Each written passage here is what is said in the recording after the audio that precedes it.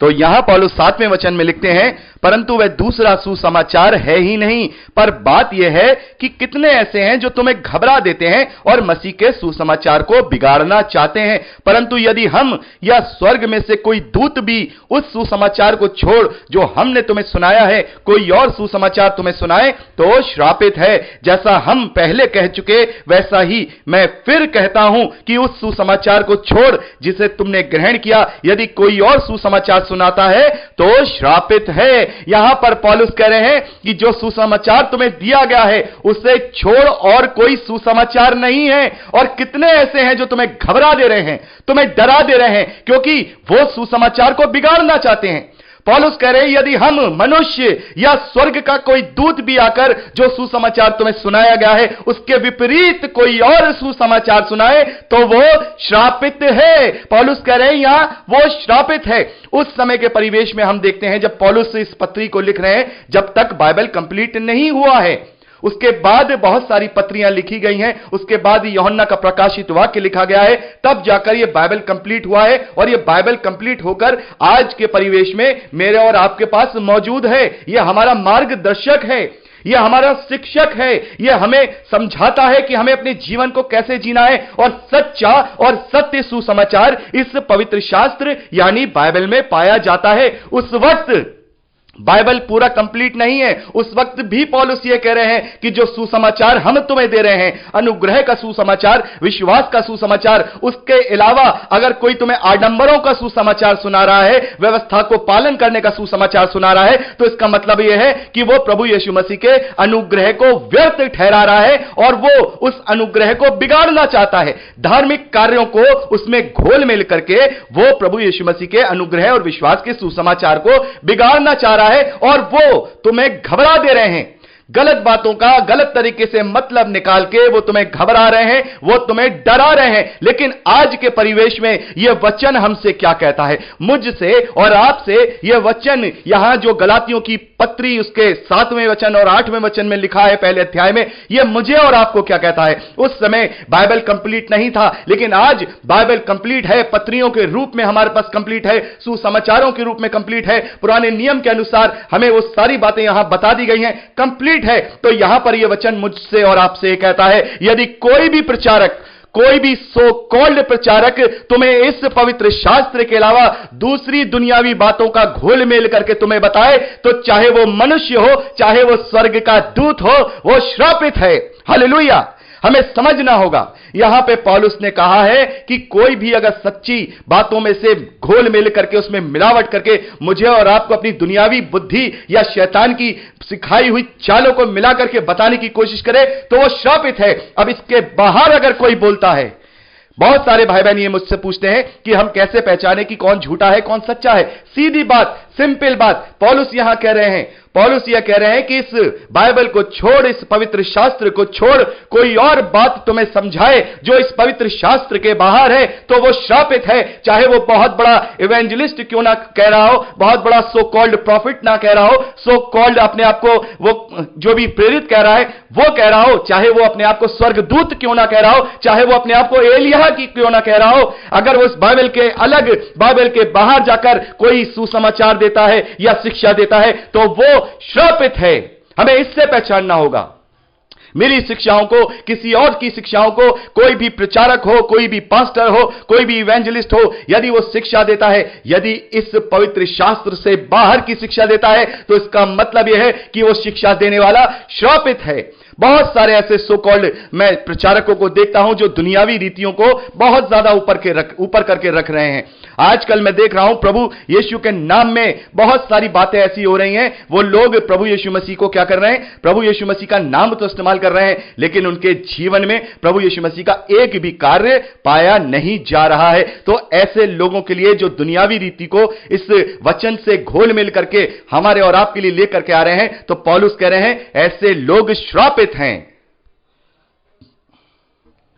तो हमें जांचना है ऐसे लोगों को कि ये वचन से बोल रहे हैं या वचन से नहीं बोल रहे हैं। कोई भी बात कही जाए, कोई भी समझाया जाए, अपनी बुद्धि का इस्तेमाल नहीं करना है, क्योंकि इस वचन का एक भी बिंदु टाला नहीं जा सकता, एक भी बिंदु बदला नहीं जा सकता। यहां पौलुस कह रहे हैं कि जो सुसमाचार, जो वचन हमें पवित्र शास्त्र से मिले हैं, यदि इससे छोड़ कोई और तुम्हें सुनाता है तो वो श्रापित है, चाहे वो मनुष्य हो, चाहे वो स्वर्ग का दूत ही क्यों ना हो। तो मेरे प्यारे भाई बहनों, बहुत सारे लोग इस बात को लेकर के घबरा दिए जाते हैं, डरा दिए जाते हैं। बहुत सारी कलीसियाओं में मैं देखता हूं लोगों को डराया जाता है, लोगों से कहा जाता है कि तुम्हें दसवांश देना ही देना है, तुम्हें दसवांश देना है, नहीं तो तुम स्वर्ग के राज्य से विहीन हो जाओगे, तुम्हें स्वर्ग का राज्य नहीं दिया जाएगा। क्योंकि पुराने नियम में दसवांश दिया जाता था। लेकिन यहां पौलुस कह रहे हैं, यदि जो सुसमाचार तुम्हें दिया गया, अनुग्रह का सुसमाचार, विश्वास का सुसमाचार, छुटकारे का सुसमाचार, जब तुम उन तमाम विधि विधानों से छूट चुके हो, यदि कोई तुमसे कहे कि यह करना है, तो इसका मतलब वो श्रापित है, क्योंकि वो अन्य तरीके का सुसमाचार मेरे और आपके बीच में लेकर के आ रहा है। यह मेरी मर्जी है कि मैं 10वांश दूं, यह मेरी मर्जी है कि मैं 20वांश दूं, यह मेरी मर्जी है कि मैं आधा अपना उठा करके परमेश्वर के राज्य के लिए दे दूं। यह मेरी मर्जी है, क्योंकि पौलुस ने लिखा है, हर्ष से देने वाले से परमेश्वर प्रसन्न होता है, ना दबाव से, ना कुड़कुड़ा कर। तो यहां पर हम क्या देख रहे हैं, लोगों को डरा दिया जाता है। सांसारिक विधि विधानों को करने के प्रति भी बहुत सारी कलीसियाओं में मैं सुनता हूं, मैंने अभी तक देखा तो नहीं, लेकिन मैंने सुना है, अपने एक भाई से सुना है, वहां पर उनके यहां यह रीति है कि वो एक दूसरे को माथा टेकते हैं, अपने सर को दंडवत करते हैं। एक मसीही विश्वासी दूसरे मसीही विश्वासी के आगे माथा टेकता है, और उनका कहना यह है कि सभी में पवित्र आत्मा का वास है, और मैं परमेश्वर का कोई मंदिर नहीं है, परमेश्वर का मंदिर तो मनुष्य जो विश्वासी है वो स्वयं है, तो परमेश्वर को माथा कहां टेकें। परमेश्वर को अगर हमें माथा टेकना है तो हम एक दूसरे को, यानी मसीही विश्वासी एक दूसरे को माथा टेकें। और जब मेरे उस भाई ने उन्हें समझाने की कोशिश की कि यह बाइबल की शिक्षाओं के बाहर की शिक्षा है, यह जो संसारिक कार्य है, इससे परमेश्वर प्रसन्न नहीं होगा, हमें अपने आप को जीवित, पवित्र और भावता हुआ बलिदान करके चढ़ाना है, इसी से हमारी आत्मिक सेवा होगी और इसी से परमेश्वर प्रसन्न होगा। तब उनके लोग उन्हें घबरा रहे हैं, उनके लोग उन्हें डरा रहे हैं, वचन की बातों से निकाल कर पता नहीं क्या क्या उनको डरा कर, धमका करके परेशान कर रहे हैं कि तुम परमेश्वर के विरोध में कार्य कर रहे हो, परमेश्वर के अभिषिक्तों को तुम छेड़ रहे हो, उन्हें यह कर रहे हो, वो कर रहे हो। तो यहां पर तो पौलुस ने साफ लिख दिया है, पौलुस ने साफ लिख दिया है कि बहुत सारे लोग तुम्हें घबरा देंगे, बहुत सारे लोग तुम्हें डरा देंगे, लेकिन उनसे डरना नहीं है, उनसे घबराना नहीं है, क्योंकि वो परमेश्वर के वचन को बिगाड़ना चाहते हैं। और यदि वो बिगाड़ा हुआ सुसमाचार हमें सुना रहे हैं, वो बात कर रहे हैं, तो इसका मतलब यह है कि वो श्रापित हैं। तो श्रापित लोगों से वैसे ही नहीं डरना है। तो आप बताइए, एक दूसरे को माथा टेकने से यह आडंबर नहीं है क्या? केवल माथा, मैं मान लेता हूं, एक बात को मैं मान लेता हूं कि सभी मसीही विश्वासियों में परमेश्वर का आत्मा है, तो केवल हम माथा टेक लेंगे तो क्या एक धार्मिकता का कार्य नहीं बन गया? हम इस बात में कैसे खुश हो जाएं कि हमने माथा टेक लिया और परमेश्वर खुश हो गया, जबकि यह सच्चाई प्रभु यीशु मसीह हमें बता चुके हैं, यह सच्चाई हमें सिखा चुके हैं कि परंपराओं के पालन करने के चक्कर में हम बहुत सारी चीजों को टाल देते हैं। हम ये सोचने लगते हैं कि हमने माथा टेक दिया, अन्य जातियों की तरह हमने परमेश्वर को माथा टेक दिया, हमने अपने देवी देवता को माथा टेक दिया, अब वो हमसे खुश हो गया। लेकिन यहां पर हमें समझा दिया गया है, हमें बता दिया गया है कि इन सब कार्यों से हमारी धार्मिकता सिद्ध नहीं होती, विश्वास के द्वारा हमारी धार्मिकता सिद्ध होती है। जिस बात को हमने दूसरे कुरिन्थियों 5वां अध्याय 21वें वचन में पढ़ा कि जो पाप से अज्ञात था उसी को परमेश्वर ने मेरे और आपके लिए पाप ठहरा दिया, ताकि उसमें होकर मैं और आप परमेश्वर की धार्मिकता बन जाएं, मैं और आप परमेश्वर की धार्मिकता बन जाएं। तो कितनी बड़ी बात, हमें कितना बड़ा अनुग्रह, कितना बड़ा आशीष मिला है। और लोग इन परंपराओं के पीछे पड़े हुए हैं कि माथा टेकना है। अरे माथा टेकने से कुछ नहीं होगा मेरे भाई, अपने जीवन को बदलने से होगा, अपने जीवन को सही रीति से प्रभु यीशु मसीह में नई सृष्टि बनाने से होगा। तो यहां पर पौलुस ने साफ तौर पर कह दिया है कि यदि उस सुसमाचार को छोड़ जो हमें सुनाया गया है, उसके अलावा कोई और सुसमाचार हमें सुनाता है, इस पवित्र शास्त्र से हट करके कोई और नई रीति लेकर के आता है, चाहे वो कोई भी हो, चाहे वो ये कहे हमें सब्त का दिन मानना है, चाहे कोई ये कहे कि हमें दसवांश लेना है, चाहे बोले कि हमें आपस में माथा टेकना है, या बहुत सारी और चीजें हम देख रहे हैं प्रभु के नाम से जो हो रही हैं, वो इस सुसमाचार के अलावा की बातें हो रही हैं। तो यहां पर पौलुस कह रहे हैं चाहे वो बड़े बड़े नाम क्यों ना हो, उनके आगे अपोस्टल लगा हो, चाहे प्रॉफिट लगा हो, चाहे इवेंजलिस्ट लगा हो, चाहे बिशप लगा हो, चाहे कुछ भी लगा हो, लेकिन अगर वो उस पवित्र शास्त्र के अलावा कोई और हमें सुसमाचार सुना रहे हैं तो यहां पौलुस कह रहे हैं स्वर्गदूत भी श्रापित हैं, वो तो मनुष्य हैं, वो तो मनुष्य है। स्वर्गदूतों के लिए भी पौलुस ने कह दिया वो श्रापित हैं। अगर सुसमाचार में कोई गड़बड़ करता है, मेल मिलावट करता है, वो श्रापित है, तो हमें जांचना होगा। पौलुस आगे लिखते हैं अब मैं क्या मनुष्यों को मानता हूं या परमेश्वर को? क्या मैं मनुष्यों को प्रसन्न करना चाहता हूं? यदि मैं अब तक मनुष्यों को ही प्रसन्न करता रहता तो मसीह का दास ना होता।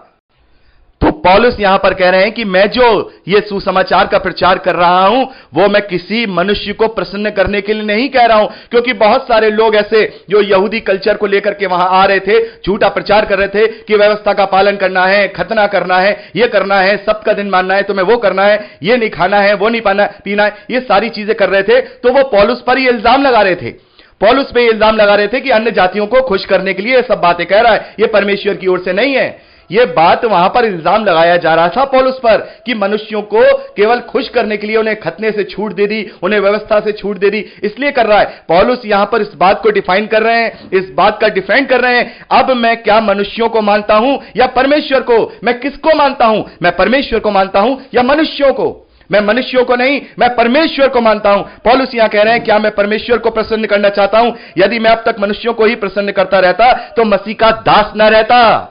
पौलुस कहते हैं अगर मैं केवल मनुष्यों को ही प्रसन्न करता तो फिर मैं मसीह का दास नहीं बनता, मैं प्रेरित नहीं बनता, मैं पूरा पद सब कुछ छोड़ नहीं देता। मैं तो बहुत ऊंचे पद पे था, मेरी अच्छी जिंदगी थी, मैंने अपनी जिंदगी को प्रभु यीशु मसीह के लिए कूड़ा कर दिया, उसके प्रचार के लिए मैं उत्पादित हुआ, मैं पीटा गया, मैंने कोड़े खाए, मैंने तकलीफों को सहा, जान की जोखिम को सहा, इसलिए सहा कि मैं मनुष्यों को खुश करना चाहता हूं। यदि मैं मनुष्यों को खुश करना चाहता तो मैं सब कुछ कर सकता था। तो यहां पर पौलुस ने ये अपने विषय में कहा है, लेकिन आज मेरे और आपके लिए लागू होता है कि हमें मनुष्यों को खुश करने के लिए कोई भी सुसमाचार का प्रचार नहीं करना है, अपनी ही दृष्टि में घोलमेल नहीं करनी है, वरना मैं और आप श्रापित हो सकते हैं। यदि मेरी कलीसिया आशीष के वचन ही सुनना चाहती है तो मुझे उन्हें खुश करने के लिए केवल आशीष के वचन नहीं देने हैं, इस डर से कि कहीं कलीसिया में से आज 20 लोग हैं, 50 लोग हैं, कम ना हो जाए। मैं देखता हूं चर्चिस में यही होता है, मनुष्यों को खुश करने के लिए प्रचार किया जाता है।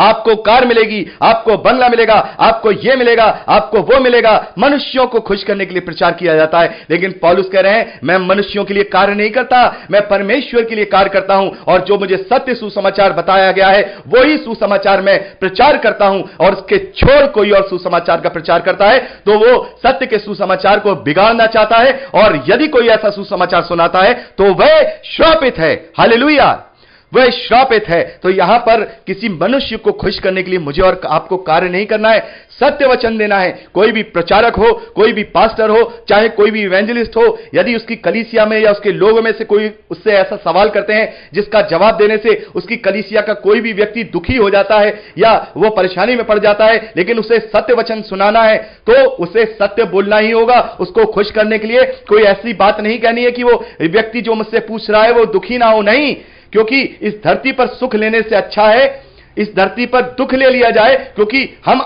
जब हम अनंत जीवन में जाएंगे तो वहां इस दुख के बदले में सुख मिलेगा।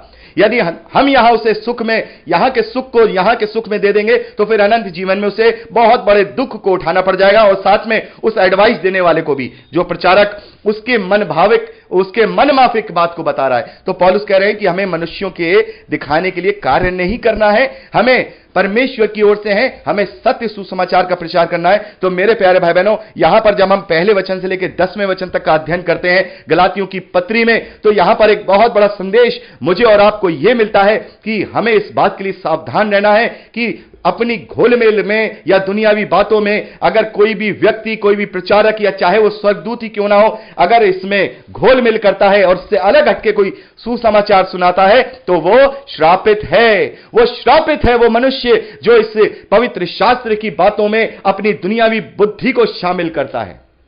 तो इस बात के लिए मुझे और आपको अवेयर रहना है। अपने आप को भी जांचते रहना है कि कहीं हम कोई दुनियावी बात तो नहीं कर रहे हैं, और ऐसे लोगों को भी जांचना है जो लोग इस प्रकार की बात करके हमें घबरा देते हैं, हमें डरा देते हैं। उनसे डरने की कोई जरूरत नहीं है, उनसे घबराने की कोई जरूरत नहीं है, क्योंकि हम सच्चे सुसमाचार को मानने वाले हैं, सत्य इस पवित्र शास्त्र को मानने वाले हैं, और इसी के द्वारा, इसी की बातों को अपने जीवन में लागू करने के द्वारा हम अनंत जीवन को प्राप्त करेंगे। क्योंकि अब हमें कोई भी आडंबर का, कोई भी कार्यकलापों का, कोई भी धार्मिकता के कार्यों का कोई व्यवस्था नहीं दी गई। अब हमें विश्वास की व्यवस्था दी गई है, प्रेम की व्यवस्था दी गई है, अनुग्रह की व्यवस्था दी गई है। तो यहां पर हमने 10वें वचन तक का अध्ययन किया, और अगली रिकॉर्डिंग में अब हम 11वें वचन से आगे का अध्ययन करेंगे। प्रभु आप सबको बहुत आयत की आशीष दे। Praise the lord. जय मसीह की।